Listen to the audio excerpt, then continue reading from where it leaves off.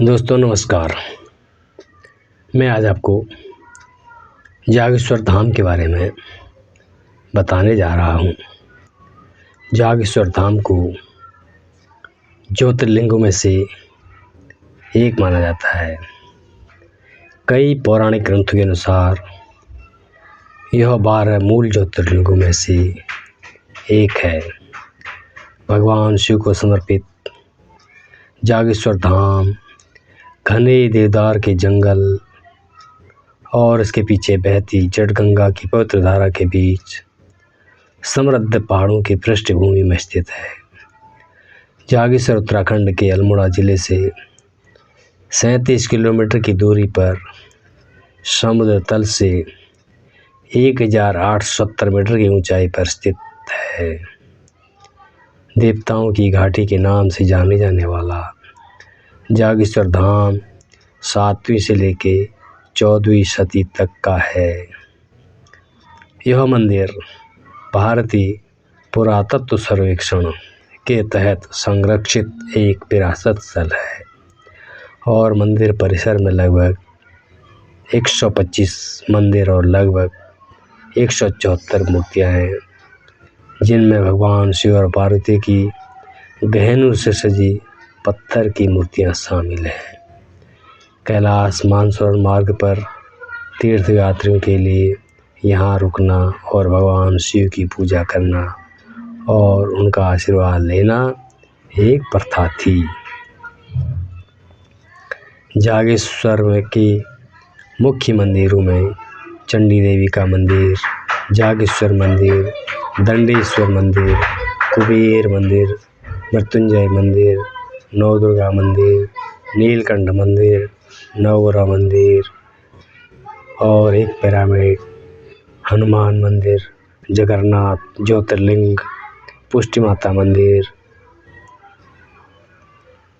लकुलिसा मंदिर, केदारनाथ मंदिर और बटुक भैरव मंदिर और सूर्य मंदिर और भी बहुत कुछ हैं।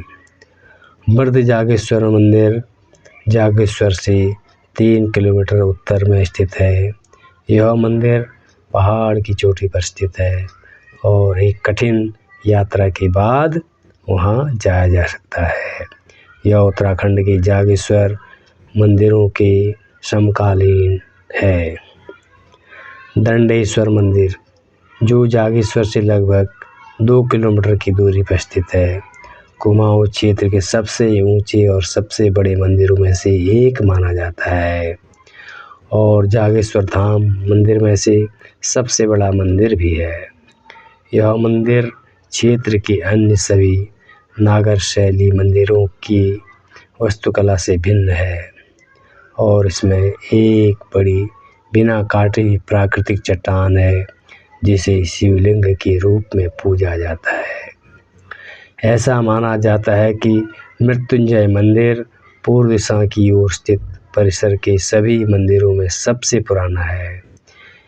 इस मंदिर में अनोखे आँख के आकार के उद्घाटन में एक विशाल लिंग है और लिंग को मृत्यु से बचाने वाले के रूप में पूजा जाता है। जागेश्वर महादेव मंदिर, जिसे तरुण जागेश्वर या बाल जागेश्वर के नाम से भी जाना जाता है, भगवान शिव के युवा रूप को समर्पित है। ऐसा माना जाता है कि भगवान शिव एक बार ध्यान के लिए इस स्थान पर आए थे। भगवान शिव की उपस्थिति का पता चलने पर गांव की महिलाएं उनकी एक झलक पाने के लिए एकत्रित हो गई। इस स्थिति पर पुरुष लोग क्रोधित हो गए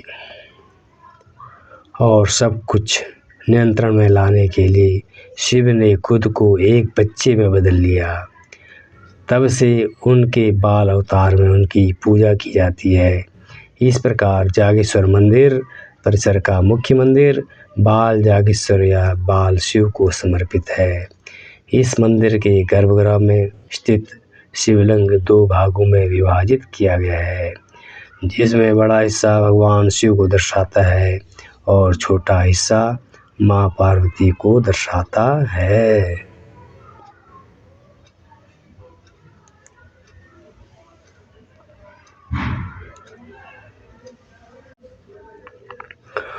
कोटलिंग को मूल रूप से शिव द्वारा ध्यान के लिए एक स्थान के रूप में चुना गया है। यह स्थान यहाँ मुख्य मंदिर परिसर से लगभग 2 किलोमीटर की पहाड़ी चढ़ाई की दूरी पर है।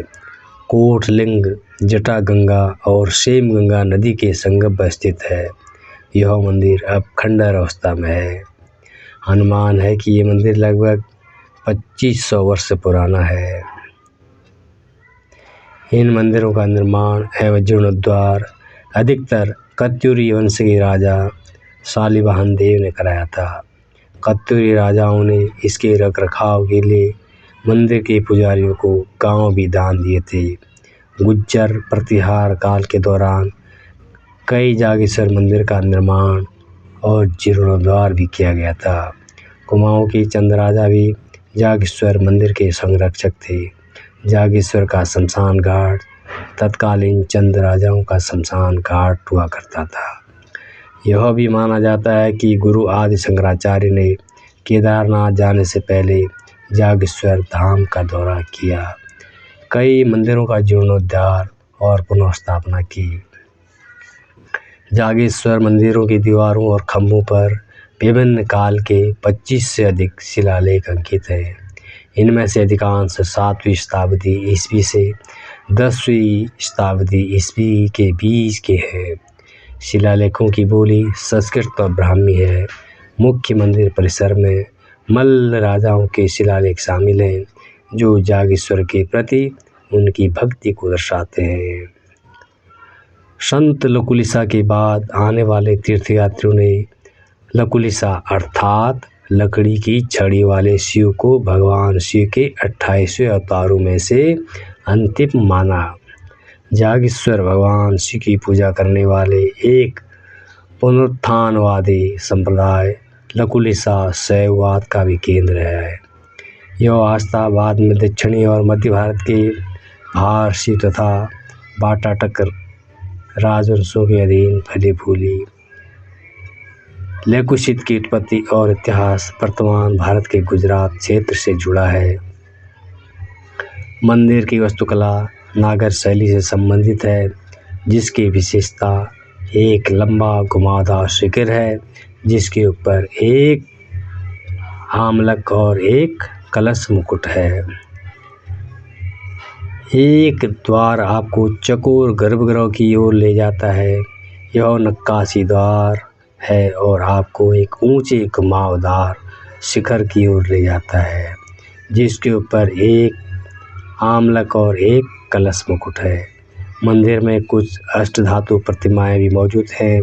उत्तरी भारत के सबसे दुर्लभ नमूनों में से एक मुख लिंग को भी यहाँ देखा जा सकता है। अधिकांश मंदिरों में वेदी के चारों ओर पत्थर के लिंग और पत्थर की मूर्तियां हैं, जिनमें से कुछ मंदिरों की दीवारों और स्तंभों पर 25 से अधिक शिलालेख पाए गए हैं। हाल ही में यहाँ एक लाल बलुआ पत्थर का खंभा भी खोजा गया, जिस पर इंसानों और आध्यात्मिक शख्सियतों की आकृतियाँ खुदी हुई हैं। ऐसा कहा जाता है कि इस स्तंभ का निर्माण 1वीं शताब्दी से पहले हुआ था। मंदिर के पास ब्रह्मकुंड में स्नान करने के बाद तीर्थयात्रियों को सबसे पहले मुख्य ज्योतिर्लिंग के दर्शन करने चाहिए।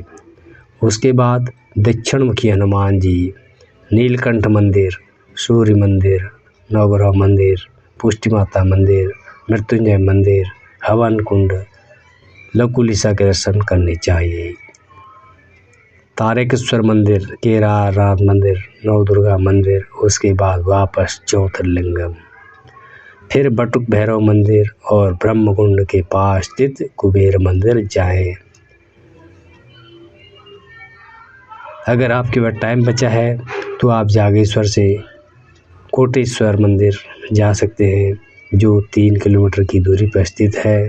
जागेश्वर से दंडेश्वर मंदिर 2 किलोमीटर की दूरी पर स्थित है। जागेश्वर से मंटोला 2 किलोमीटर की दूरी पर स्थित है। जागेश्वर से हारिया टॉप 7 किलोमीटर की दूरी पर है। जागेश्वर से जटागंगा उद्गम स्थल 6 किलोमीटर की दूरी पर है। जागेश्वर से जेरावत गुफा 6 किलोमीटर की दूरी पर है। जागेश्वर से जाखम सेम 6 किलोमीटर की दूरी पर स्थित है।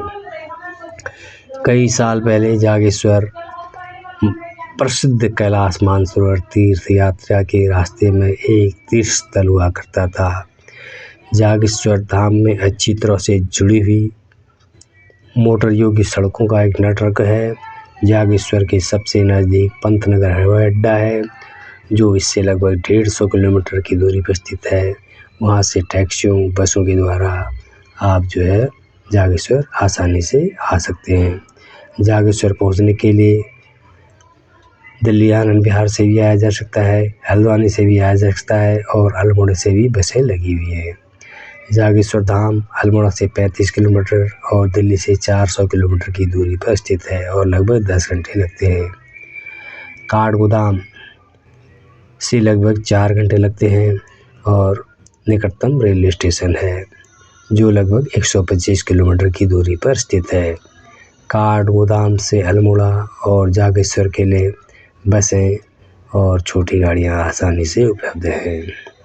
जागेश्वर में अगस्त के महीने में जागेश्वर मानसून महोत्सव के दौरान और बसंत ऋतु में शिवरात्रि मेले के दौरान भीड़ उमड़ती है। जागेश्वर मानसून महोत्सव 15 जुलाई से 15 अगस्त के बीच आयोजित किया जाता है। यह जागेश्वर में श्रावण के महीने के दौरान होता है तथा वार्षिक महाशिवरात्रि मेला जो बसंत के दौरान लगता है, कुमाऊं क्षेत्र का एक महत्वपूर्ण त्यौहार है। गर्मी के मौसम में यहाँ टेम्परेचर 25 डिग्री सेल्सियस के लगभग रहता है। यह खूबसूरत हिल स्टेशन उन लोगों के लिए आदर्श स्थान है जो उच्च तापमान वाले क्षेत्रों में रहते हैं। यह उत्तराखंड के सबसे खूबसूरत शहरों में से एक है, जहाँ पूरे साल अद्भुत परिदृश्य और सुखद मौसम रहता है। मानसून के मौसम में मानसून के मौसम में यहाँ पर भारी वर्षा होती है और तापमान भी गिर जाता है। अन्य सभी पहाड़ी क्षेत्रों की तरह इस जगह की यात्रा के लिए यह आदर्श समय नहीं है, क्योंकि यहाँ भूस्खलन काफ़ी आम बात है और यह सुझाव दिया जाता है कि आप इस मौसम पर यहाँ आने की मत आएं। सर्दी नवंबर से शुरू होती है और फरवरी तक रहती है। दिसंबर और जनवरी सबसे ठंडे महीने होते हैं। तापमान -2 डिग्री सेल्सियस तक गिर जाता है। इस दौरान बर्फबारी होती है। सामान्यतः तापमान औसत 7 से लेकर 15 डिग्री तक रहता है। दिसंबर और जनवरी के महीने में यहाँ दर्शनीय स्थलों की यात्रा और गतिविधियाँ मौसम के अनुसार असुविधाजनक हो सकती हैं, परंतु आप ठंड का मज़ा लेना चाहते हैं तो आप ज़रूर आइए। दैनिक मंदिर का खुलने का समय सुबह 4 बजे है और बंद होने का समय शाम को 6 बजे के लगभग है। जागेश्वर मंदिर के आसपास और भी कई दर्शनीय स्थल एवं मंदिर हैं, जिनका नीचे वर्णन है। नंबर 1 कटारमल सूर्य मंदिर, चितई गुरु देवता मंदिर, नंदा देवी मंदिर, बिनसर वन्यजीव अभयारण्य, गोविंद वल्लभ पंत राजकीय संग्रहालय, पुरातत्व संग्रहालय, पांडुकेश्वर मंदिर, बृहद श्री महामृत्युंजय मंदिर, कुबेर मंदिर परिसर और दंडेश्वर मंदिर परिसर। मंदिर के पास पुरातत्व संग्रहालय जागेश्वर में एक और लोकप्रिय दर्शनीय स्थल है। यह संग्रहालय भारतीय पुरातत्व सर्वेक्षण द्वारा चलाया जाता है और इसमें 9वीं शताब्दी से लेकर 13वीं शताब्दी ईस्वी की लगभग 175 मूर्तियाँ हैं।